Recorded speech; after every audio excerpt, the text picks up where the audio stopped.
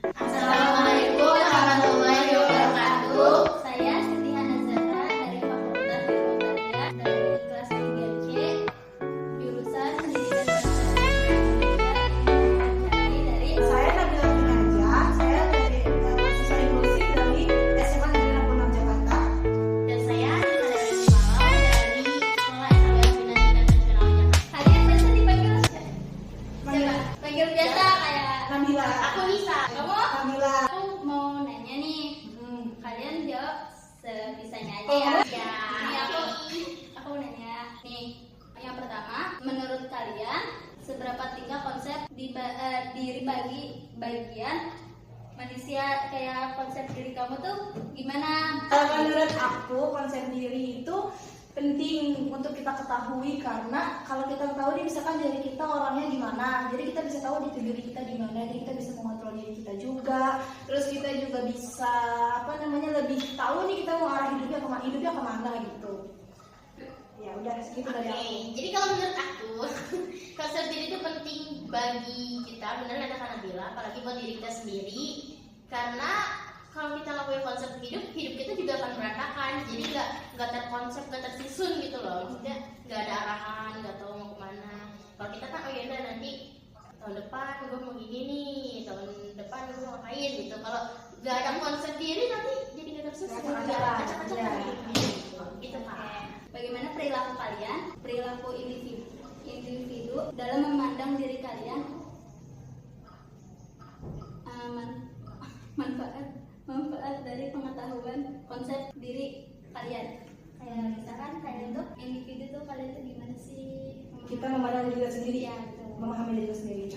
Kalau menurut aku kalau berkaca ya, memandang diriku sendiri itu, aku tuh masih banyak kurangnya, itu pasti. Karena setiap manusia pasti ada kurang ya. Nggak ada yang sempurna. Apalagi kita keterbatasan tunanetra, ya kan. Itu satu. Kedua, sikap aku juga masih kadang-kadang kekanak-kanakan. Sikap aku kadang-kadang egois, kadang-kadang aduh capek menyerah. Tapi kalau dipikir-pikir lagi, itu bisa kok kita atasi gitu. Enggak bisa begitu terus aja gitu. Jadi emang merasa masih ada kurangnya, tapi kita berusaha buat melengkapi semua itu gitu. Kalau bisa?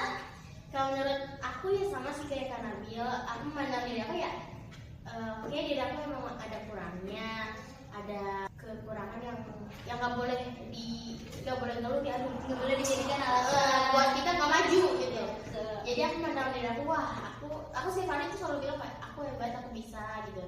Karena dengan kata-kata motivasi kayak gitu tuh bisa menjadi membuat diri kita semangat. Karena aku udah mempraktekkan selama 2-3 tahun tuh kayak wah manjur banget gitu, dan jadi kayak sampai sekarang aku memandang diri aku juga emang kadang masih kayak anak-anak gitu, kayak masih kadang labil, tapi ya udah ya itu biasa. Cuman kalau misalnya ada sifat-sifat yang kurang baik ya mungkin diperbaiki, atau ngomong ke orang-orang terdekat kayak maaf ya kalau masih kadang gini gitu.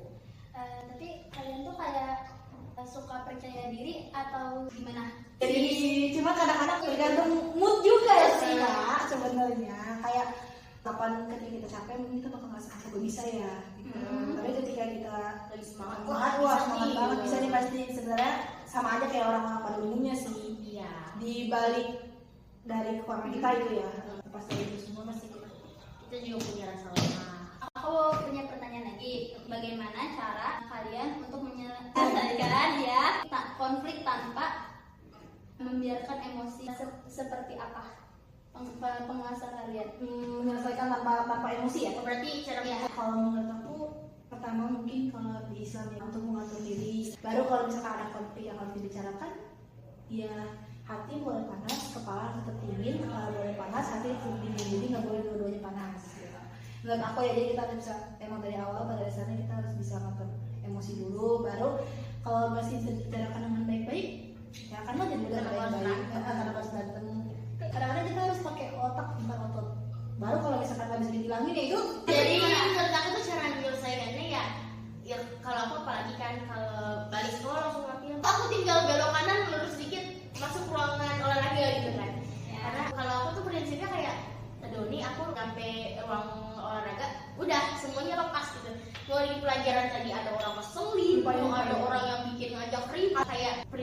ya nggak boleh nih karena udah masuk jamnya Udah bukan tanggung jawab aku harus aku lakuin, maksudnya pelajaran emang tanggung jawab aku, cuman ini kan lebih yang tanggung jawab latihan itu kan lebih apa ya, menentukan masa depan aku lah, karena akademik kan juga menentukan, tapi yang udah terlihat kan yang non akademik kan Ya. jadi kayak Saksi.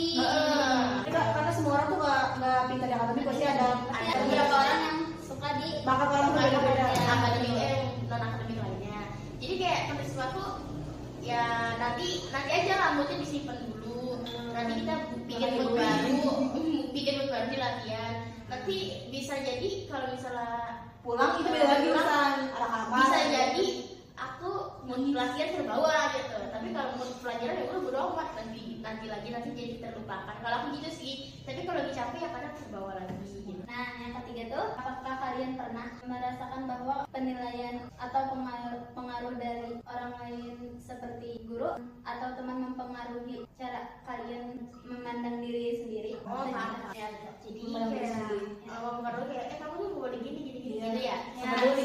Pernah, aku tadi ya pernah gitu pastinya. Apalagi guru siswa sih alhamdulillahnya nggak ada ya. Jadi Gitu sama kayaknya. terus kayak guru-guru tuh kadang kayak ada ya kan ya kita bertiga itu kan atlet kayak aku tuh diomongin kayak ya pasti atlet kebanyakan cowok lah gitu.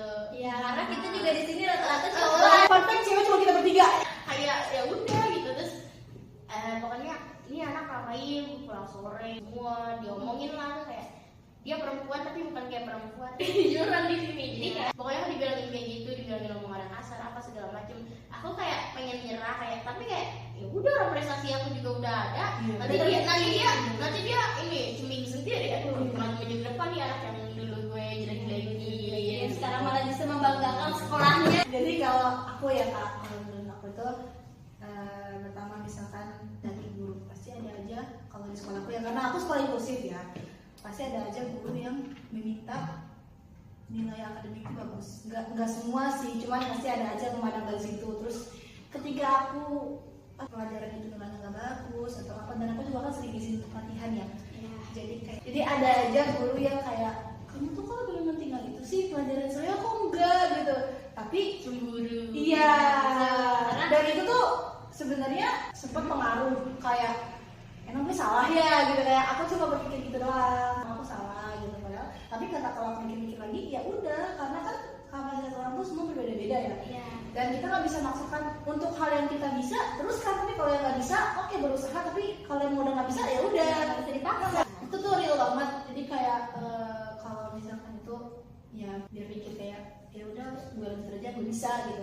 Dan ketika ketika aku dapat juara kemarin langsung pada ya selamat ya Sila, selamat ya Sila gitu, hebat, pencapaian luar biasa. Dan fun fact yang ngomong itu adalah guru yang marah-marahin aku. Jadi pas ketika aku dulu baru mulai atlet, mulai beberapa itu kayak dimarah-marahin. Jadi pas ketika aku dulu baru mulai atlet, mulai beberapa itu kayak dimarah-marahin. Tapi pas kemarin berjuara malah bangga-banggain. Jadi kayak ya Memandang sebelah mata dulu. kalau menurut aku, oke, kita nggak bisa membuat orang lain senang, tapi kita bisa membuat Allah senang karena kita tetap terus berusaha dan kita berbuat baik. Itu aja sih. Jadi Dan berpegang teguh pada pendirian aja.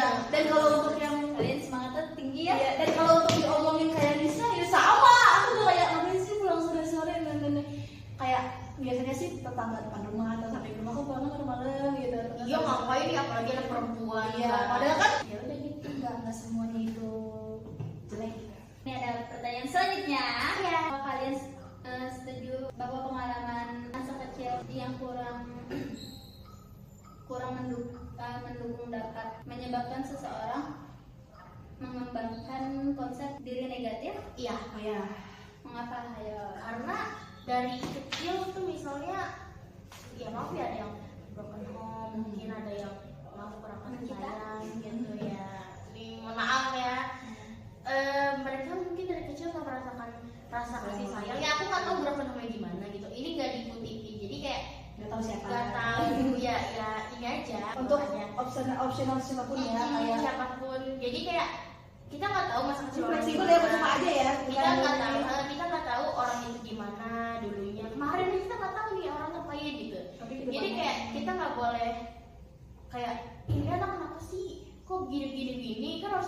nggak boleh karena kita nggak tahu apa yang dialami sebelumnya gitu. Iya.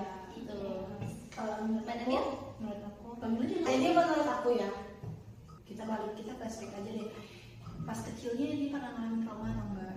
Satu, tentang kejadian yang buruk, itu juga sebenarnya bisa menyebabkan luka dalam sih, kayak misalkan luka yang sakit dalam seumur hidup. dan itu bisa membuat aku jadi introvert dan bisa membuat itu menurut aku pengaruh sih. Dan kalau dia mau berubah bisa, tapi itu susah karena trauma itu atau kejadian buruk yang emang benar-benar nggak bisa menghilang. bisa, cuma enggak segampang Ada yang meskipun bisa tapi masih membekas. Heeh. Itu masih membekas, jadi nggak bakalan pengaruh. Itu menurut aku itu pengaruh, tapi kalau kita bisa gimana dari kitanya sih, kalau kita bisa mengontrol itu apa namanya perasaan itu, insya Allah walaupun pengaruh tapi kita bisa menempatkan gimana kita harus nangis, gimana kita harus bisa menutup itu semua. Mimikri. Iya, karena kalau misalkan kita tunjukkan ke semua orang juga nggak semua orang peduli. Nggak semua orang ngerti, nggak semua orang rata-rata semua orang tuh cuma hanya ingin Lihat tahu. aja, udah lihat kita tahu senangnya aja. aja. Pas udah sedih dan seneng ada, pas susah pada pergi. Kayak itu sebel banget. Kita lanjut. Disebutkan salah satu konsep dari faktor yang mempengaruhi konsep diri, yaitu adaptasi terhadap pengalaman baru. Kayak kalian tuh kalau misalkan pengalaman baru itu gimana sih? Kalau kita mau adaptasinya di Ya, Baru. Ya aku pertama ya orientasi maupun itu ada baru terhadap lingkungan atau sosial, pasti orientasi. Kalau sosial mendekatkan diri. Terus tapi bukan SKSD ya, kayak mendekatkan diri kayak biasa kayak gitu. Terus kalau lingkungan ya menyusuri apa apalagi kita netral kan. Iya, kita kan harus mengenal sama lingkungan. Takutnya nanti takut musuhnya ada ini. Nah, jadi kita kayak ya udah sih menyesuaikan diri sejam 2 jam atau nggak nyampe bahkan bisa gitu. Terus? Kalau menurut aku tadi satu benar kata Nisa, itu perlu kita minta tolong misalkan Pak atau Bu atau terserah di situ minta tolong arahin, terusnya ada apa, dikasih tahu, terus kasih waktu kita buat menghafal, kita bakal apa itu kalau tepat ya. Terus kalau lingkungan kayak itu tadi kenalan, terus habis kenalan kayak kamu pokoknya tentang diri gitu, jadi biar kita bisa biar kita itu berlaku untuk orang beruntung aja. Kalau saya nggak beruntung soalnya, saya juga tahu. Jadi kayak pendekatan terus sama satu sama lain, dan habis itu ya udah, jadi kita bisa saling mengerti. Dan selanjutnya adat istiadat atau budaya biasanya nih, kita tempat baru di situ ada adat dan istiadat, di situ kita harus tahu. Jadi kita nggak akan sembarangan dan nggak akan terjadi hal yang nggak diinginkan gitu. Di mana bumi dipijak. Bagaimana kalian mendeskripsikan konsep diri negatif menurut pandangan kalian? Kalau menurut aku konsep diri negatif itu adalah diri yang apa ya, pribadinya kurang baik itu pasti, dan dia belum bisa mengontrol dirinya gimana, jadi dia nggak bisa mengarahkan dirinya sehingga dia sudah ke jalan yang salah. Dan sebenarnya konsep diri negatif itu nggak semuanya salah, karena bisa jadi tadi kita bilang tentang trauma masa lalu, ya itu sebenarnya sangat berpengaruh. Ya itu sebenarnya nggak salah, cuman kalau menurut saya deskripsi itu ya tadi itu tentang dia kurang baik dan belum bisa mengontrol dirinya sehingga dia ke jalan yang salah gitu. Mbak Nisa? Jadi menurut aku tuh konsep diri yang negatif tuh ada 2. Ya tergantung sama gimana masa lalunya. Benar kata Nabil, bisa jadi karena ada orang atau lingkungan sekitar yang membuat dia menjadi berpikiran negatif. Bisa jadi dulu dia orang baik, tapi karena lingkungannya jahat sama dia atau apa, jadi dia berpikir kayak dia mereka jahat, gue juga jahat gitu. Bisa jadi kayak gitu, tapi nggak selamanya baik, nggak selamanya ke orangnya. Dan karena emang menurut yang aku tahu ya, kata guru-guruku juga sebenarnya 80-85% tuh faktor lingkungan. Iya. Lingkungan tinggal atau pertemanan itu sangat mempengaruhi. Tapi itu balik lagi ke dirinya masing-masing. Ya, gimana cara mempertahankan melindungi dirinya. Lanjut, bagaimana pengalaman kalian selama masa sekolah mempengaruhi cara kalian memandang diri sendiri? Ayo. Jadi aku sebelum sekolah tuh aku memandang diri aku kayak wah, dulu kan aku kan juga agak dibully-bully gitu kan sama teman-teman di rumah kayak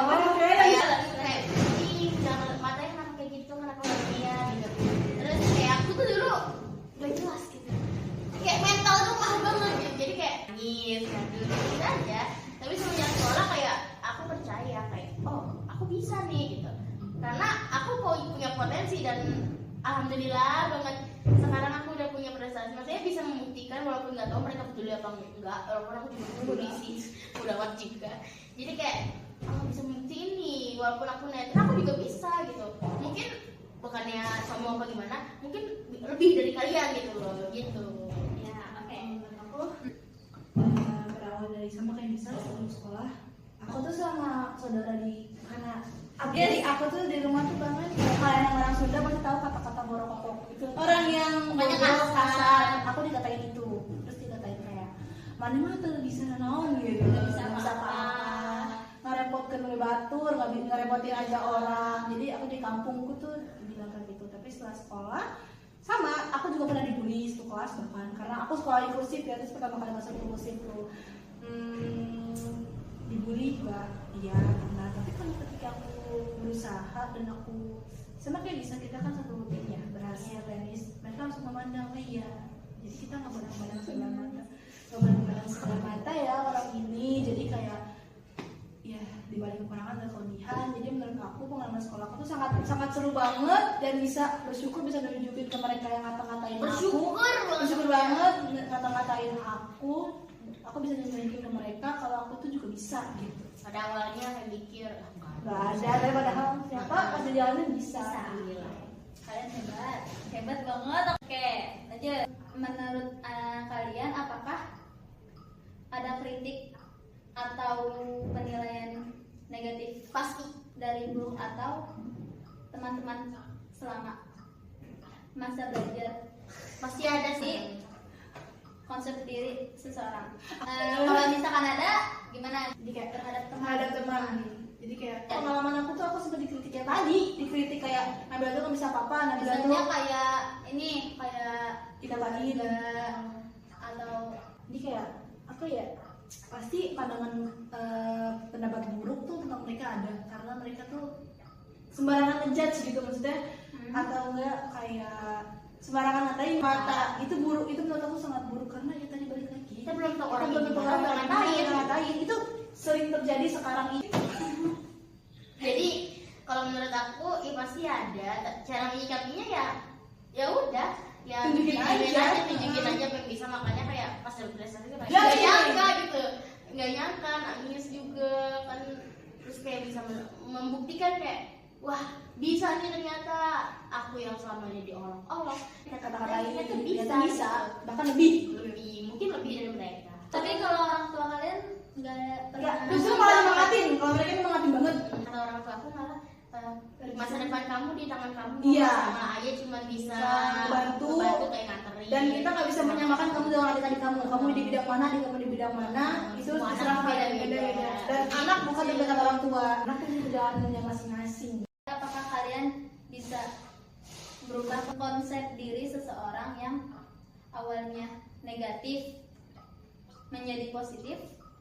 Kita hanya bisa Ngasih membantu nasihat. karena yang dapat berubah konsep hidup mereka adalah mereka sendiri. Itu kalau menurut aku tuh Bisa apa? aja, bisa aja cuma mereka gitu.